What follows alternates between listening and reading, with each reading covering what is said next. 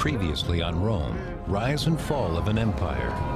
Rome's defeat by the Germanic tribes in 9 AD shatters the illusion of Roman moral superiority. What Rome calls civilization, her neighbors call tyranny. It's a lesson Rome seems doomed to repeat. Now, in the 1st century AD, Rome's forces find themselves in a legendary land which still lies beyond her reach. Britannia. Shrouded in dense forests and inhabited by strange savages, it fascinates and terrifies the Romans. And conquering it will be a glorious feat, worthy of a magnificent emperor.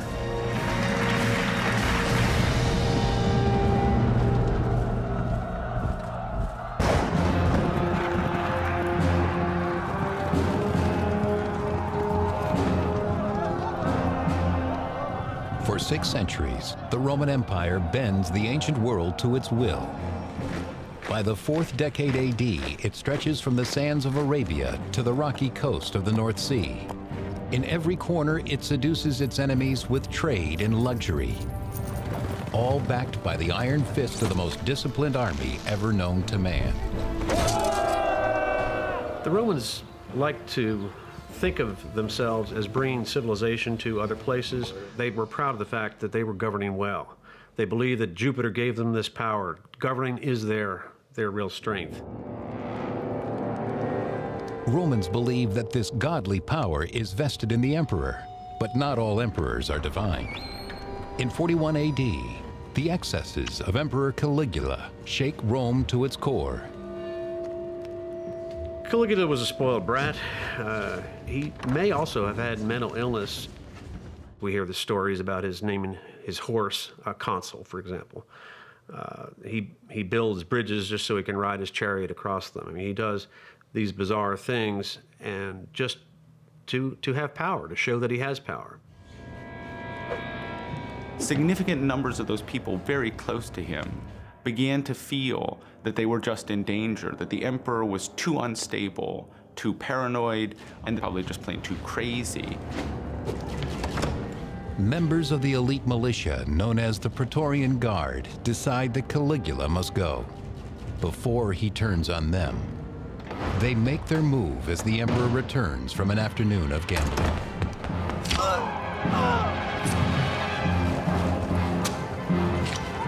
1st century biographer Suetonius. Caligula lay writhing on the ground. "I am still alive," he shouted.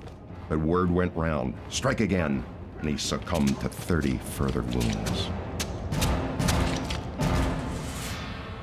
It was a really crucial moment that revealed the military underpinnings of an emperor's power for the first time in a very raw and obvious fashion. The Praetorians will choose their own man as the new emperor. Behind a curtain, they find their candidate cowering, Caligula's uncle, Claudius. Here is someone who will be easy to control, a puppet to be manipulated. He drooled, he stammered, he twitched. Perhaps the only reason he survived was simply because nobody took him seriously. Nobody saw him as a possible candidate. Confident in their choice, the Guard proclaims Claudius leader of the greatest empire on earth. The senior members of his household when he was growing up had chosen not to give him significant administrative or military experience. Almost all other young men in the imperial house were thrust very rapidly into public positions. None of this happened to Claudius. Emperor Claudius has a lot to prove to his subjects who think he's incompetent. And to the Praetorians who have made him emperor, he owes a great debt. One event will serve both needs, a war. Honor and booty for the soldiers, prestige and dignity for the victorious emperor. An active conquest of some area, an active military adventure, will always be preferred economically for the Roman soldier. Psychologically, soldiers don't want to be inactive. Psychologically, they want to go out and fight their best. The more spectacular the conquest, the better. but where to go. Emperor Claudius's answer is as daring as it is unexpected. Britannia, the fierce and remote island that defeated Julius Caesar nearly 100 years earlier. The man who tames it will be greater than Caesar himself.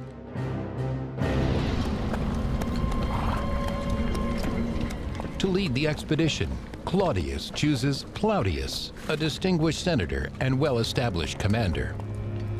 He leads 4 legions into a strange land, haunted with a dangerous history. The troops are edgy and afraid.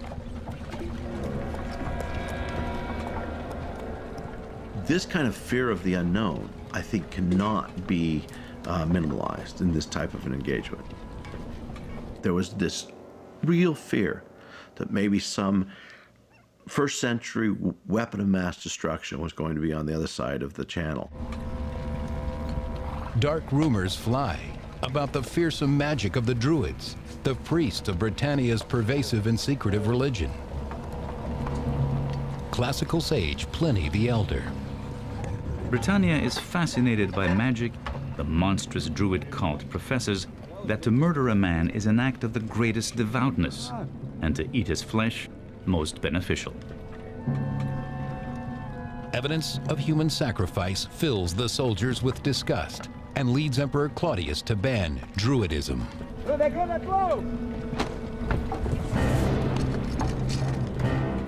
For any religious cult to be suppressed, they had to be doing things that the Romans didn't like.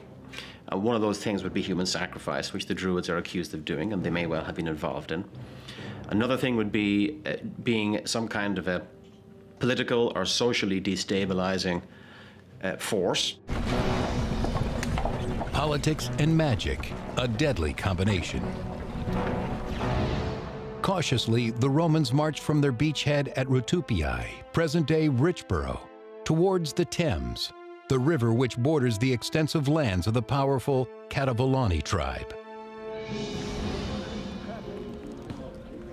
Steeped in Druidic mysteries, Caradicus, prince of the Cativolani people, wears no armor. He relies instead on the strong magic of his war paint. It apparently took a lot of education for Druids to be able to master these things, maybe up to 20 years of learning to pick up the various texts, the poems, the chants, the words of prayer, the magic. The Druid priests are ringleaders of rebellion against the Romans. They pass freely from one tribe to the next, spreading intelligence of the enemy and gathering new recruits.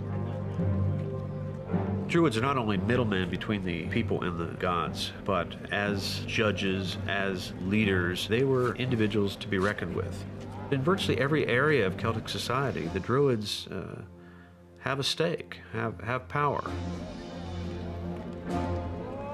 Togodumnus, brother of Caradicus and warlord of the neighboring kingdom, arrives with his own soldiers to bolster the resistance. Their forces combined, the princes face the Romans with supreme confidence.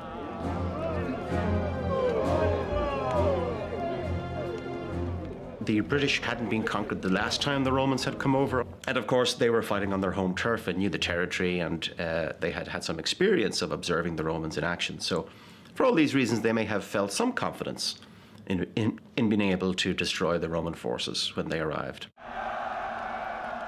Wales had the harshest of terrain, and it also had the fewest people. But there were people who were more warlike than some of the others.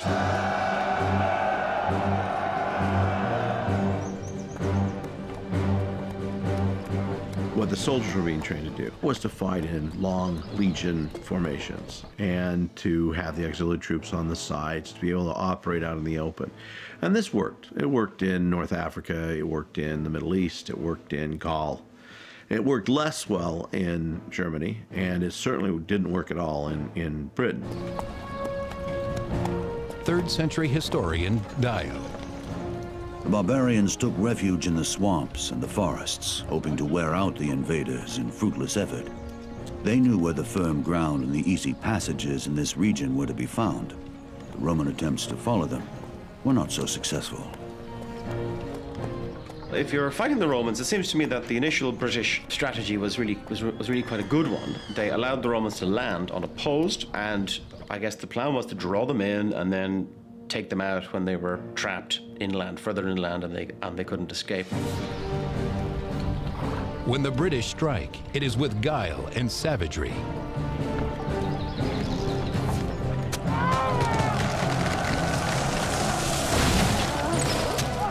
The discipline of Roman soldiers is well known and well documented. The fact that Roman soldiers can stay disciplined even in the midst of the worst battles is remarkable, and certainly denotes a military skill of leadership and of training that establishes the Roman soldier as the finest soldier on earth at that time, perhaps in all of history.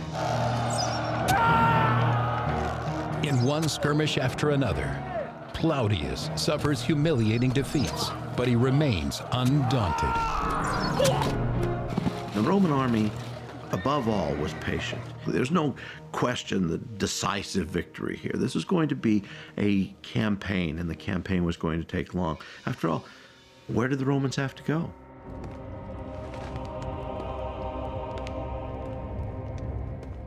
Back in Rome, Emperor Claudius preens and prepares for his own invasion of Britain. Soon he will personally see to her surrender. For the first time in his life, he tries on the garb of a warrior. He needed to establish his military credentials. This was an essential part of being in the public eye in ancient Rome, was to be militarily efficient and to have some achievement under your belt, preferably victory over some foreign enemy. Claudius plans to overwhelm the barbarians with the most destructive and imposing weapon of the classical world: battle elephants. They will announce the grand entrance of the emperor. Then Claudius will teach the Britons to grovel before the almighty Roman Empire and claim a piece of glory for himself. In 43 AD, Emperor Claudius prepares to conquer the fabled island of Britannia. He sends his seasoned general Plautius and 4 legions to clear his way. At first, the Romans are outfoxed by the Druids, lured ever deeper into unfriendly territory. But now, Plautius sees an opportunity to turn the tables. He orders a special force of provincials to launch a sneak attack across the River Thames. The Roman army was composed of more or less 2 kinds of soldiers: those whom they called legionaries, who were Roman citizens, and those whom they called auxiliaries, who were recruited from subject populations. So Plautius has these auxiliaries swim across the Thames, not because the Roman soldiers couldn't have swum across the Thames. It's just, if it's more dangerous, if there's the potential of losing a large number of regular troops, why not let the auxiliaries do it? Like all Druids, the warlords Caradicus and Togodumnus hold water sacred, believing the mighty river protects them from their enemies. Not burdened by this belief, the Roman auxiliaries cross silently and unseen. They proved to be very good at discerning what types of armies they were facing, how unified those types of armies they were facing, what their arms and armor were. So they operate as scouts and seemed to understand a little bit better who they were encountering and what the numbers were. Having learned what they need to, the auxiliaries kill the barbarian horses, cutting off any possibility of a fast retreat.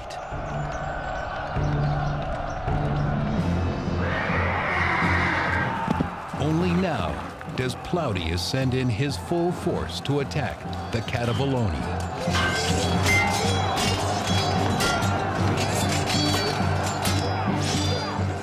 The troops are fighting out hand to hand.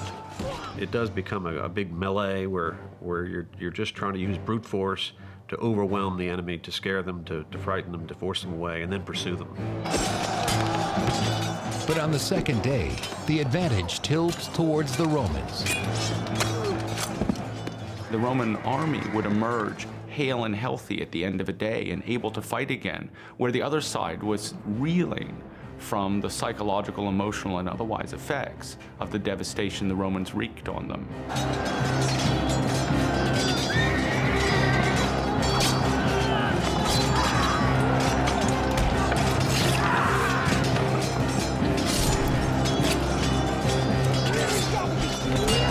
In the ensuing slaughter, Togodumnus is mortally wounded.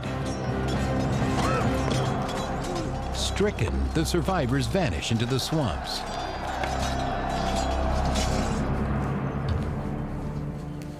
The families of the Druid leaders awaken to a new reality. Word of the catastrophe triggers a panic and a scramble to escape. Caradicus and his family must also flee, or face humiliation and slavery at the hands of the Romans. When the Romans won a significant military victory, the general was traditionally awarded the right to hold what we think of as a ticker tape parade, what they called a triumph. If possible, the leader of the conquered forces was marched throughout the parade to display in his or her person the subjugation of the foreign people. And traditionally, that person was then executed at the end of the parade as an enemy of the Roman people. Caradicus has no intention of being a Roman trophy. Swearing revenge, he gathers his supporters and leads them on a long journey west to the rugged hill country where the heart of the Druid establishment lies. Caradicus correctly assumes that the Romans will not follow. Instead, they plant themselves on the banks of the Thames.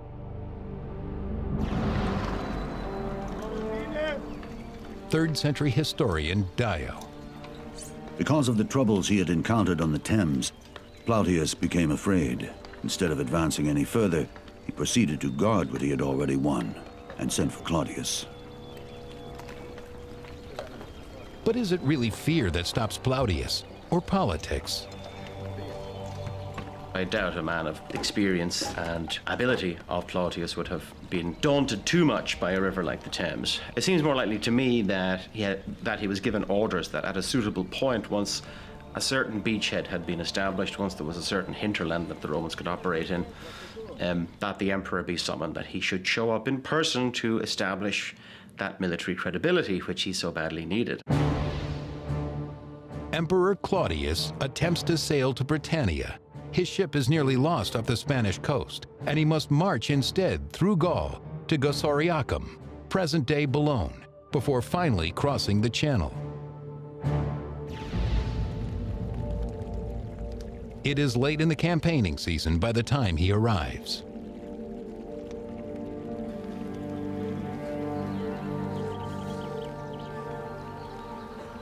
We know that the emperor showed up in style. He came with cohorts of his personal bodyguard, the so-called Praetorian Guard, and he also came with elephants.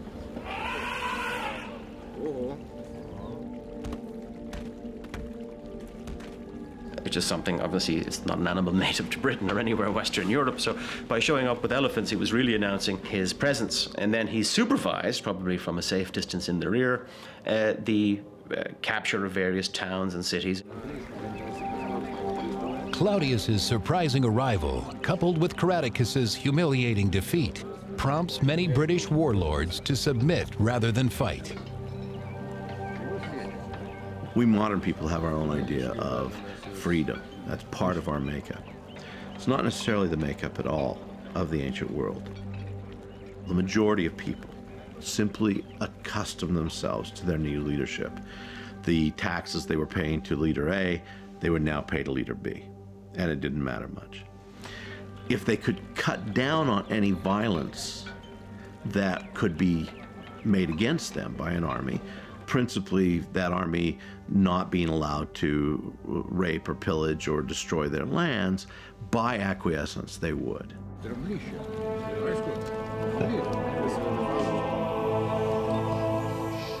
To resist the Romans or collaborate. In the northern kingdom of Brigantes, the decision looms like an ominous shadow. The choice will be made by their powerful queen, Cartimandua. The British were willing to stand up behind women who must have been very powerful personalities who must have had powerful menfolk that they were attached to, I think, who established their status. And then they must have been able to, by dint of force of personality, charisma and so forth, rally their people behind them. The Queen's husband Venusius has no doubt about which way the Briganti should go. He opposes the Romans with all his heart.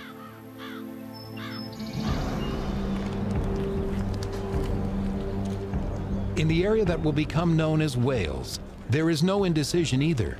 Here, Britain's fiercest warlords cleave to the old ways and vehemently reject imperial domination. The Druids call upon their gods to drive the Romans from their shores. In their hour of need, they perform their greatest mystery, the sacrifice of a living man. The exiled Caradocus becomes their righteous agent. His passion ignites the resistance.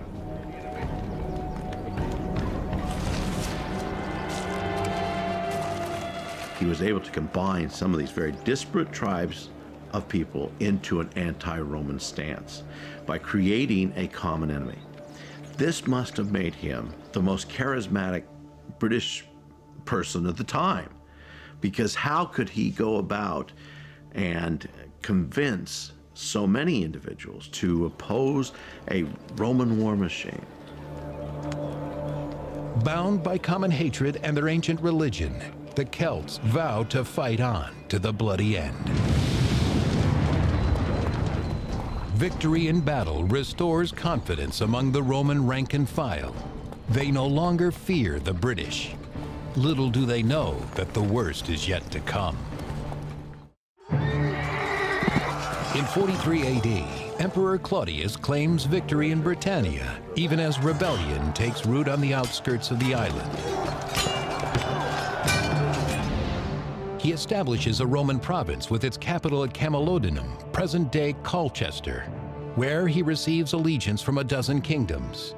The support of these new allies against the rebels provides a buffer to the fledgling province.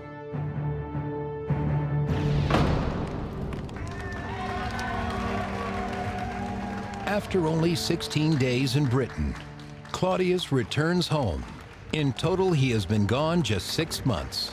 But in terms of status, he is light years away from where he started. He is a conqueror. The propaganda value of such a trip is extraordinary, and it gave him a bump in the political favor of the people in a way that's similar to a modern president visiting his troops on the line, even if he never goes anywhere near the fighting. 3rd century historian Dio. The Senate gave him the title of Britannicus.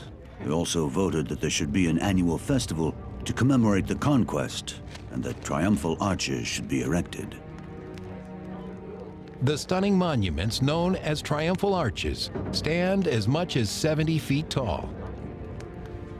He gets a triumphal arch with an inscription commemorating his achievements in conquering Britain. That's to say, a permanent monument in the city of Rome with his name on it that marks Claudius as a great general and a great conqueror. So the military honors are the whole point of the reason to go into Britain. That's the purpose of it, first and foremost, to give Claudius that degree of, as I say, military sort of credibility, military standing that he had formerly lacked.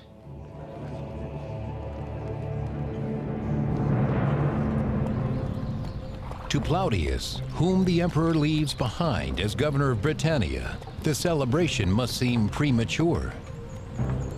Anytime the Romans step outside their zone of safety, they become targets of well-orchestrated guerrilla attacks, inspired by Caradocus, the rebel leader.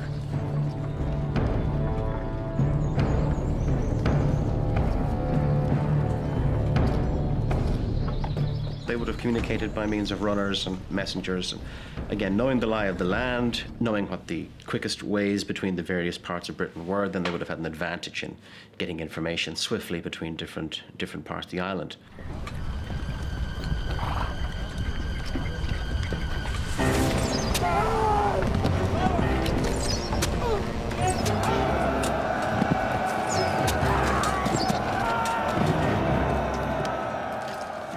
greatest ambushes in history have come from simple logs being rolled down or stones being rolled down onto soldiers below from the mountain above. So here's the Roman. He has his conventional spear, he has his short sword, he's used to close fighting, and suddenly he's having rocks pelted on him, he's having spears thrown at him, he's having axes thrown at him, he's having trees rolled down on him. All of these things take their toll.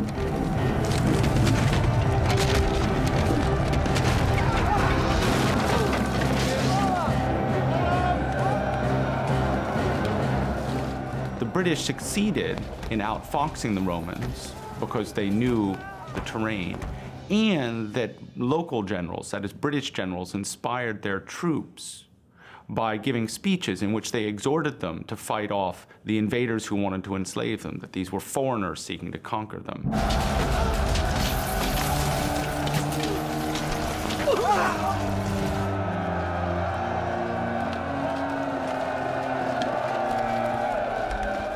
Caractacus was very effective at fighting what we call a guerrilla warfare. The Romans probably called it terrorism or insurgency, but he would have called it resistance, and this was fairly effective. Too often the rebels melt away into the forests after an attack.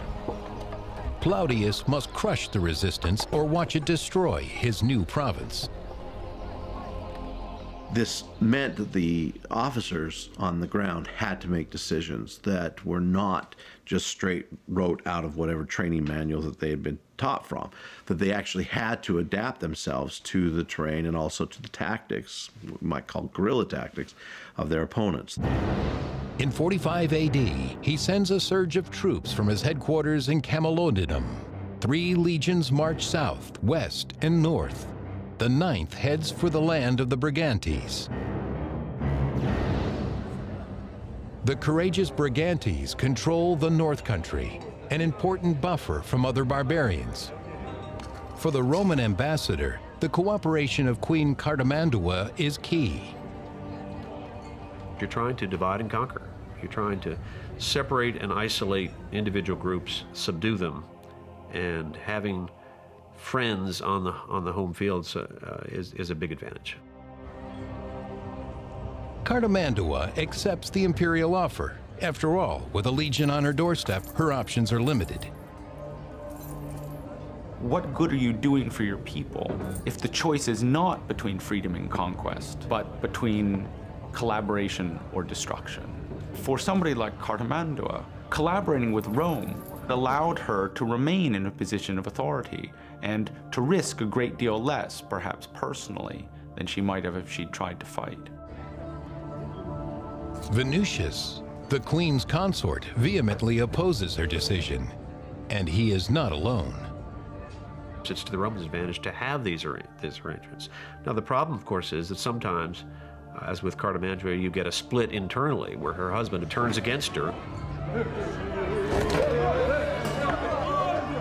Venutius chafes on his short leash, but for now, he suffers the queen's will.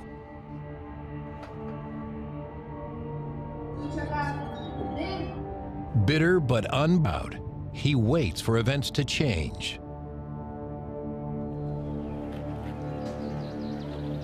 The Romans roll across the country, subduing one village after another.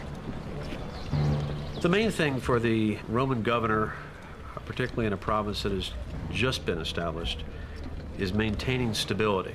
He has to try to make links with the local community. So any kinds of Romanization, making local people feel comfortable with the Romans there, is to their advantage. For those who cooperate, the Roman hand is gentle. For those who resist, the vengeance is swift. Soldiers hunt down insurgents and teach them imperial justice at the point of a spear. Every corner turns up troublemakers.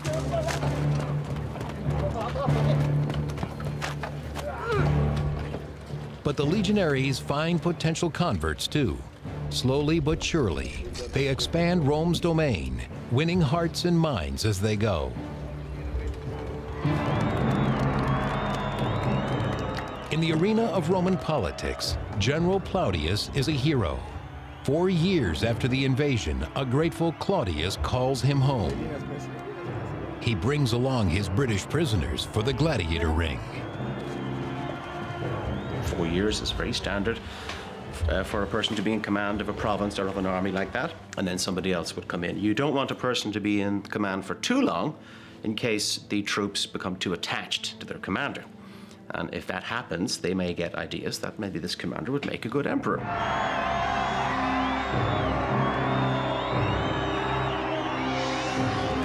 3rd century historian Dio. In the gladiatorial combats, many persons took part, including the British captives. Claudius used up ever so many men in this part of the spectacle and took pride in the fact. The blood sport of the arena confirms the superiority of every Roman heart. The barbarians are dust beneath their feet.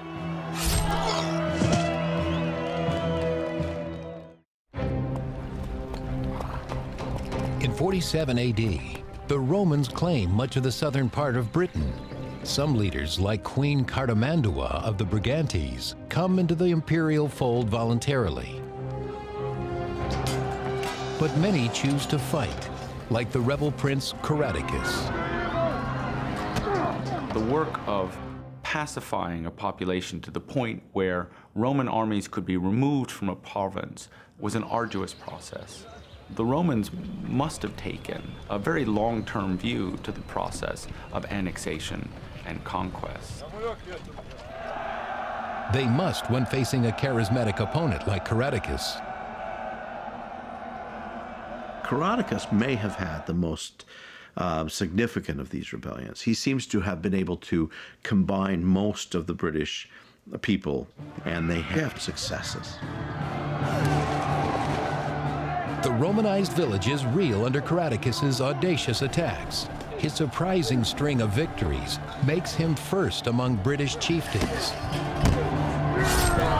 All look to him to push the invaders from their shores. In November, when he learns that a new Roman governor is assigned to Britannia, Caradicus launches his most virulent assault yet. The new governor, Scapula, receives a bloody welcome to his province. But things do not go as Caradicus predicts. The Roman troops never waver. Scapula deals Caradicus his first major defeat of the insurgency. Still, the rebel leader remains defiant. Caradicus retreats to southern Wales and sparks an uprising there instead. As it spreads north through the hill country, Scapula pulls the 9th Legion out of Brigantes and heads west.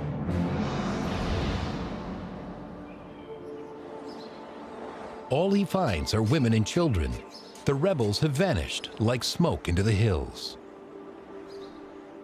The Welsh Rebellion flourished as almost all rebellions in Wales will flourish down through the early modern period, simply because it's hard to get to the rebels.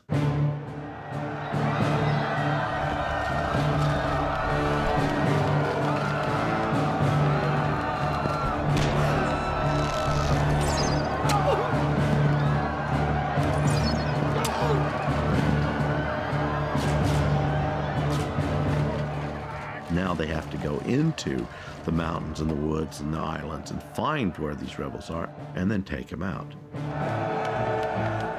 It's actually not unlike the situation that American soldiers found themselves in popular histories of Vietnam, where the Americans found themselves fighting in jungle terrain, where the quality of their training elsewhere didn't prepare them for the ability of the enemy to melt into the background.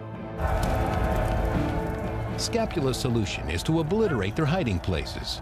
He destroys every rebel village and presses forward. But behind him, treachery strikes, threatening a second rebellion.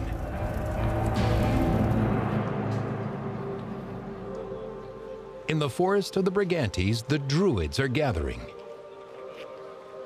The people of the Brigantes see the Romans heading into Wales, which is very difficult territory, and said, well, this is a good opportunity. I mean, when they're busy over there, we can cause trouble in the rear and perhaps gain an advantage. Maybe if they're caught between two forces, they'll be destroyed. To make this second rebellion work, one noble is vital, Venusius, husband of the collaborator Queen Cartimandua. Venusius, Cartimandua's husband, of course, was a significant figure. He didn't hold a hereditary position in his own right, but he was perhaps the most highly visible male leader in the kingdom. And as such, his breaking ranks with his wife provided a very significant focus for anybody with aspirations to rebellion. The rebellious nobles discuss Venusius's name and loyalty. Who, after all, would benefit more if his wife, the queen, is overthrown? But they underestimate Cartimandua's reach. She has spies everywhere. When the names of the ringleaders are revealed by her husband's own manservant, she learns that her most valuable warriors are in the plot. Desperate, she turns to Rome. Client kings and queens, chieftains that support the Romans are supporting them because the Romans have worked out some kind of arrangement. In other words, we will come to your aid, and it's kind of an ongoing arrangement. Through the Roman envoy, she sends word to Scapula.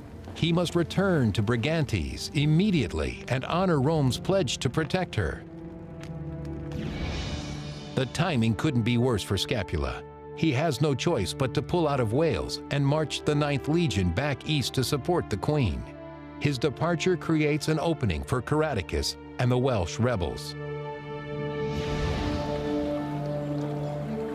With the Romans withdrawing, warriors rally to Caradocus from all over Britain. They bring their weapons, ancient beliefs, and their families. This time, the resistance will not hit and run. Caradocus orders his troops to dig in. Classical court historian Tacitus. He selected a site where numerous factors helped him and impeded us, and all defenses were strongly manned. And an entrenched defensive position like that gives a huge advantage to the defender, and he'd every reason to believe, perhaps on this occasion, given these circumstances, that he had chosen the ground and he had prepared the ground, maybe the Romans would falter. I think that Caradocus had a reasonable expectation that he could win. The last chance for British independence hangs on that fragile hope. In the name of the Emperor Claudius, Rome enters the 6th year of the bitter conquest of Britain. The Roman emperor was imagined, and in fact functioned, very broadly speaking, as commander-in-chief of the Roman Empire. The emperor was ultimately conceived to be responsible for the success or failure of virtually any enterprise by the Roman state.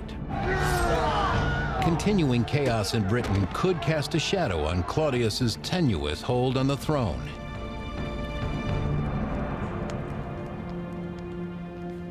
Cartimandua, Rome's client queen in the north, demands that the empire defend her against her rebellious subjects. She and her followers barricade themselves in her stronghold, waiting for Roman general Scapula to rescue her. In short order, Scapula crushes her rebellious subjects and brings her the head of its leader. The royal consort Venusius is outraged. His sympathy for the resistance grows stronger.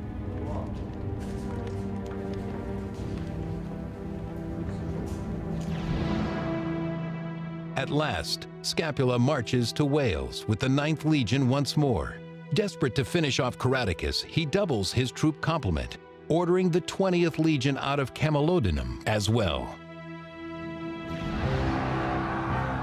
In 50 AD, with the honor of the empire weighing on him, Scapula leads thousands of the most highly trained men on earth against a well-entrenched and determined enemy.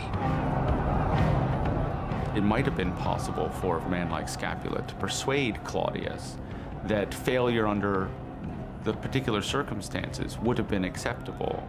But basically what was at stake, beyond, say, life and death, was his chance for a further post after this one. Failure is not an option, but victory will not be easy.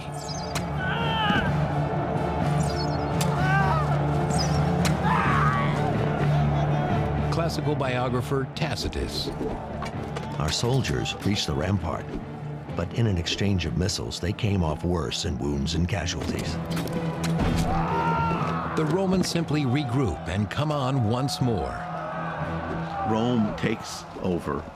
Rome becomes Rome, the war machine, and there's no future for the rebellion. And that's precisely how history played out.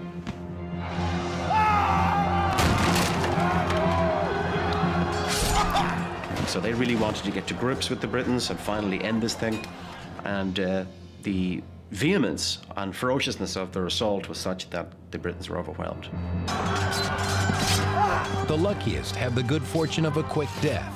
The rest are soon captured. Humiliation, slavery, and ritual murder await the captives.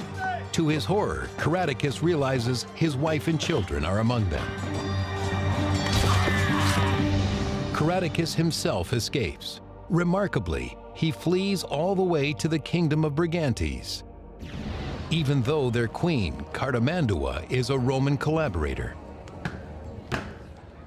Cartimandua's husband, Venutius, is a known patriot and opposed Cartimandua's collaborationist policies with the Romans. I would suggest that Caratacus fled not to Cartimandua, but to Venutius, in the hope of perhaps gaining his support, maybe convincing Cartimandua to turn, finally. Cartimandua does not bend. She is Rome's creature. The queen trades Caratacus, the hero of the resistance, to cement her position as a friend of Rome. The betrayal disgusts her husband Venutius. Paraded through the streets of Rome, Caratacus and his family thrill the citizens. Classical court historian Tacitus. The reputation of Caratacus had spread beyond the islands and through the neighboring provinces to Italy itself. These people were curious to see the man who had defied our power for so many years. Even at Rome, his name meant something. This was the symbol of their victory. You know, here's the enemy chieftain marching through our streets in submission. What normally happened to enemies of Rome was that they were brought into the prison and put into a pit and strangled. But in this instance, it didn't happen. Instead, Caratacus was led to Claudius sitting on a large raised sort of a tribunal or dais, and he gave a stirring speech. And if we believe Tacitus, the speech was about the need to resist domination, and that if he allows Caratacus to live, that he would be a living symbol of Claudius's clemency. To bestow mercy implies superiority, and above all else, that is how Romans see themselves, as superior.